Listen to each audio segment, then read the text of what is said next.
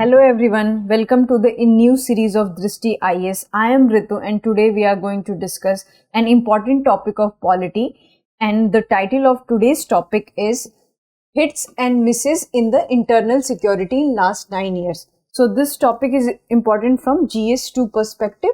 So you need to remember that this topic is important from GS2 perspective. Before moving to the points of discussion, first of all we will discuss previous day MCQ. So what was the MCQ? It was related to sedition. And which of the following options are correct? Only two, means two statements are correct. So what are the statements? It is a crime under section 124A of the Indian Penal Code. Yes, this is correct. The second statement is it has been carried out from colonial times. Yes, this is also correct because it has been carried out from 1870. The third statement is the minimum punishment under this law is given for 7 years of imprisonment. So this fact is wrong because here it is just 3 years. So in this way only two statements are correct. I hope you understood this question. Moving to the points of discussion. First of all we will discuss the news. Then left wing extremism, issues of Jammu and Kashmir, issues of Northeast, government initiatives, practice question for prelims and mains. So first of all we will discuss the news. So this news has been taken from the Indian Express, which is 9 years of the Modi government, a mixed record on internal security. So what we have seen that recently the NDA led government, which is led by Prime Minister Narendra Modi, has completed its 9 years. And various experts, policy makers are reviewing that what Modi government has done in last 9 years. So they are reviewing the whole term in terms of economy, polity, health sector. And in this lecture, we will discuss that what are the challenges and what are the progress we have achieved in the last 9 years. So this is the news. Moving to the left wing extremism.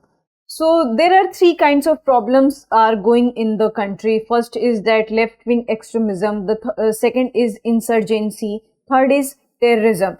So in this slide we will discuss about the left wing extremism, and all these problems are not just related to the whole India. They are related to few of the states. So left wing extremism we could nowadays we could see in the Maharashtra, Chhattisgarh, in few parts of West Bengal. I think it has been removed from Bihar, but it is still there in few states of India. So what is left wing extremism? So according to the Ministry of Home Affairs, we are not stating this. Ministry of Home Affairs is saying that the CPI, Communist Party of India, Maoist party, is the major left wing extremist outfit responsible for killing of the civilians, killing of the security forces and other disturbances in that area, which has hampered the internal security of the India. So this is the saying by the Ministry of Home Affairs. And we could see that, most of things have been solved in this region, but still the Bastar region of Chhattisgarh is still in the discussion and it's still in the news because the recent activities we have seen that so many Maoist activities are there and Maoists are still active in that area. So moving to the data part. So through this data we could see that this is the data by Ministry of Home Affairs. So through this data what we could see that there are two columns here we could see. First is UPA, which is 2006 to 2014, and the second is NDA, which is 2014 to 2022. So what is the percentage of reduction in all types of crimes? So in the Violent Act we could see that there is a 50% of reduction, and in the related deaths, the deaths which is caused by violence, there is a reduction of 66%, and deaths of security forces is by 71%, and there is a surrender of Maoist by 140% has been increased. So we could see here that there is a positive changes in this whole data, but still we can find that there are few areas just like Gadchiroli of Maharashtra and Bastar region of Chhattisgarh is still involved in such activities. So there is challenge for government of India that this region should be tackled, and what are the problems the civilians, the armed forces are facing in this region, these things should be tackled. So you may wonder that how this data could have achieved. So the government has what you can say, initiated many programs for tribal people so that they can indulge in more economic activities rather than violent activities. On the other side, there were many security forces which were stationed in the deep jungles. So all the Maoist people could not proceed their activities. So these kind of things government have taken the initiative.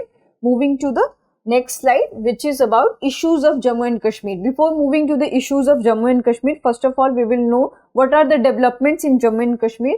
So in the last 9 years, we could see that, there is a reduction of 59% in act of terror and infiltration in 42%. Stone pelting, there is reduction of 94% and deaths of security personnel 70%. Why we are here discussing the data of the civilians and the security personnel? Because they just couple between civilians and the security person in which both persons are killed. So here we could see that, there is reduction in all these data.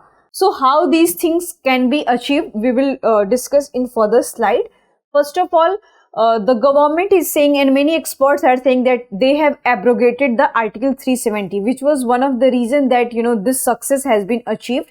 So after the abrogation of Article 370, we could see an act which is the Jammu and Kashmir Reorganization Act, which was enacted in 2019, in which what we have seen that the special status of Jammu and Kashmir has been abrogated.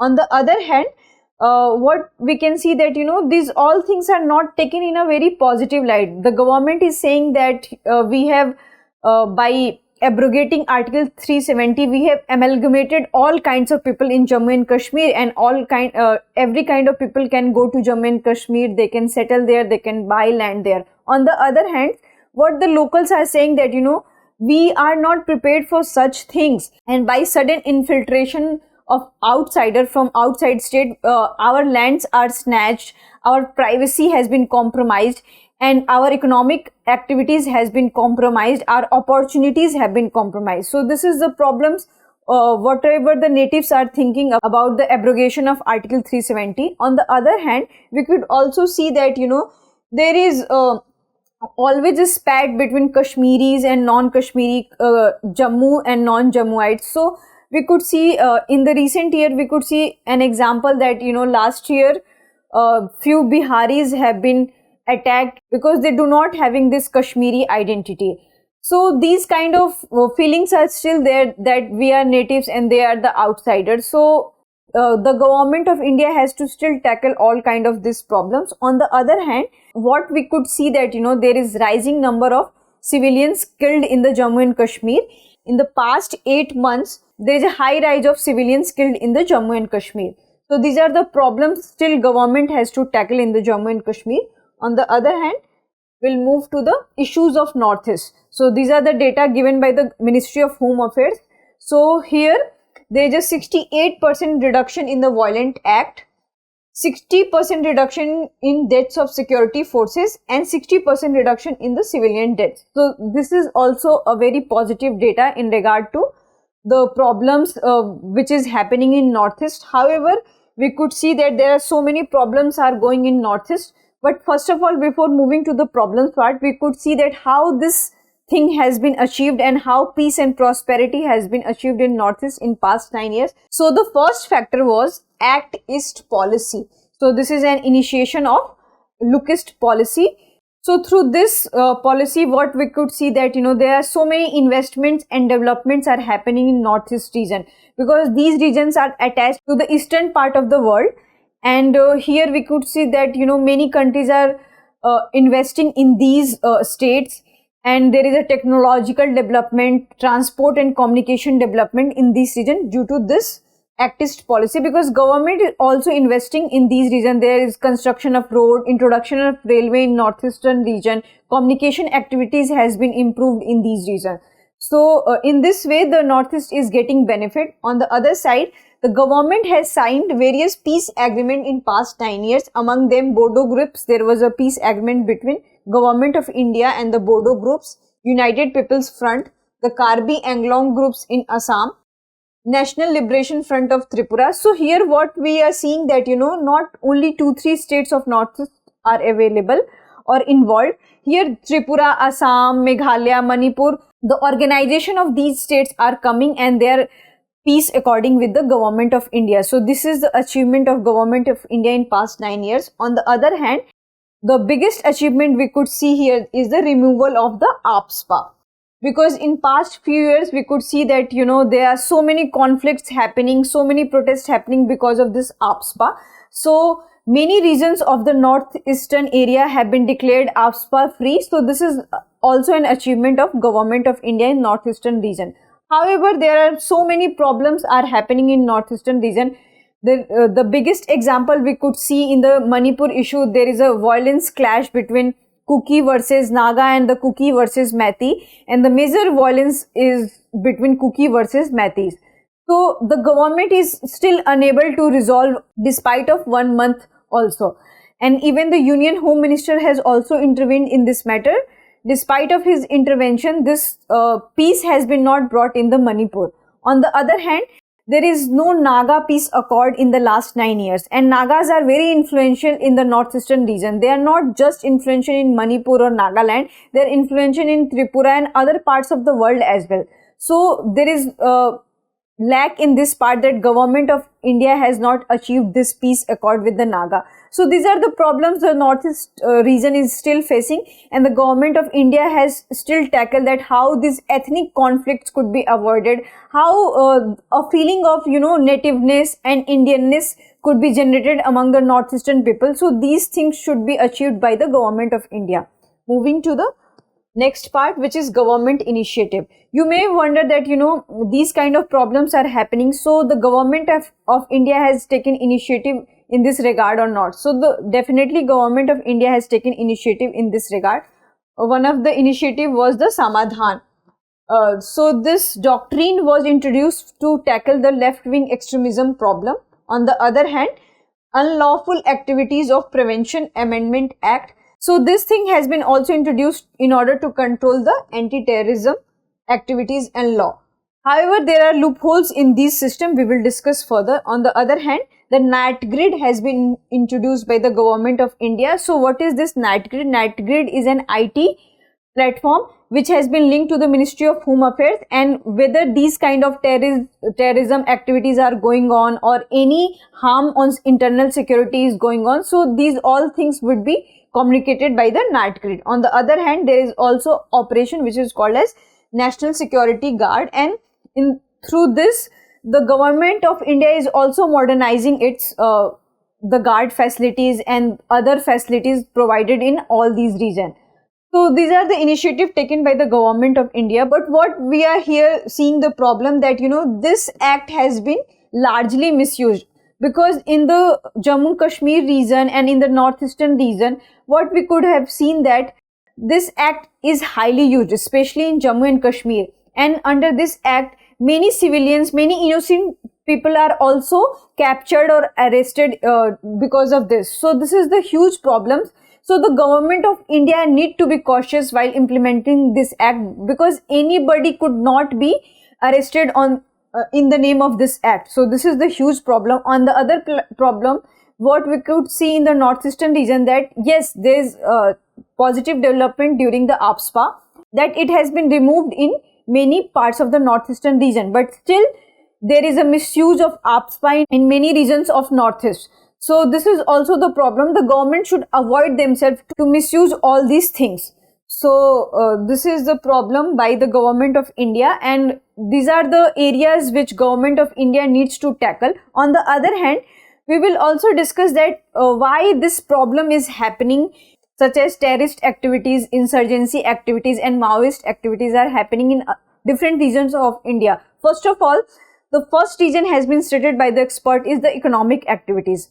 Because in the northeastern region, what we could have seen, and in the Chhattisgarh also, so many tribal peoples are stationed there. So there is a feeling that, the government of India is snatching their land, and that's why, and also the outsiders are also coming to their region and they are also snatching their land.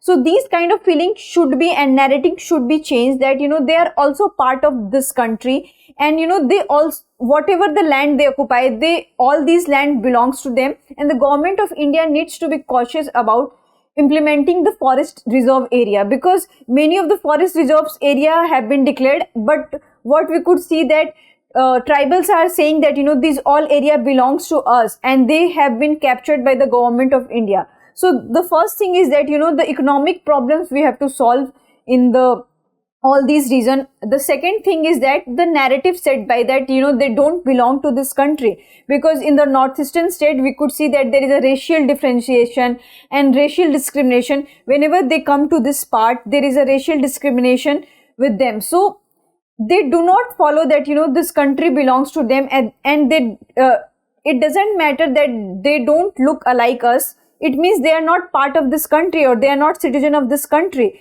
So whatever the laws and whatever the wealth we have and whatever the rights we have, it should be extended to all parts of the India.